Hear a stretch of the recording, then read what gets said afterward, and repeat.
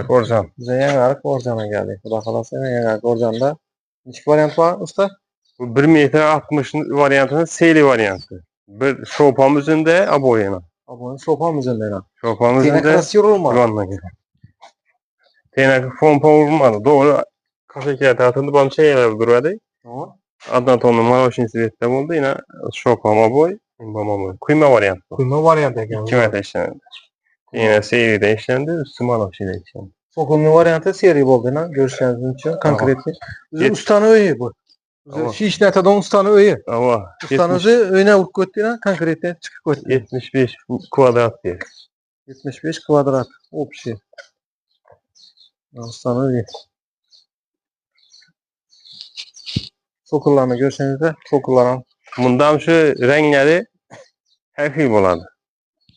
Halasanız sarı, halasanız kara, renkler çeksiz bundan. Bizim gruppamızdan çeksiz imkanlar açık koyuyoruz mu? Renkler çeksiz. Variant hem çeksiz. Tamam. Variantlarımız hem nelerimiz hem mes çeksiz. Çeksiz imkanlar tapar. Bir çasımız variant bu. Bu 75 adı münasip hikayeti 70 adı da tutmuş da. 70 volt tuttuğuna. Ama şu bir ay devamında 70 bin net tutmuş. Şu bir ayın içinde. Yani takip etmemiz. Biz shop. Tolka üzerine işen yana. Üzüm konkretni kette bol. Lükçe yapışadıyla. Ustanı öyle. Tim böyle. Yani teni göre bakamiz. Telden yukarı vuruladıkken. Kafilkeli tatılgan.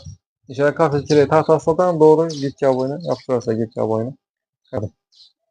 Kuyma variantı tamam mı? Kuyma var. Yok. Zor çırayla olup çıkan. Sonra içine sana önem yapıyor. Bir ay oldu bir yerine işten geldi. Bir ay oldu hava. Rastlanan bir ay oldu. Çırayla olup çıkan.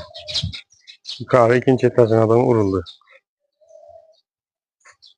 Sonra bak burada zor ekan. Rastlarımızdan üzerimizde var.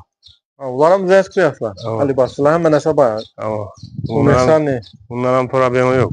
İş kılıp böyüne işinin soğukta durma vaktinde verediler, işinin teyaratıp sırayla kılıp veremiz. Pastaki nömerlere yer ve taytamız müracaat ederse. Pastaki nömerlere benim olan telegramlarına girip koysanızlar.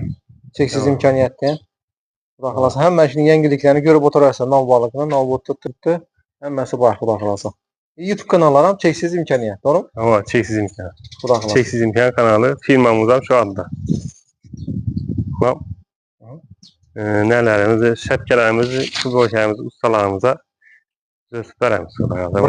Brandlerini çıkarıp veremiz. Bırakılasa.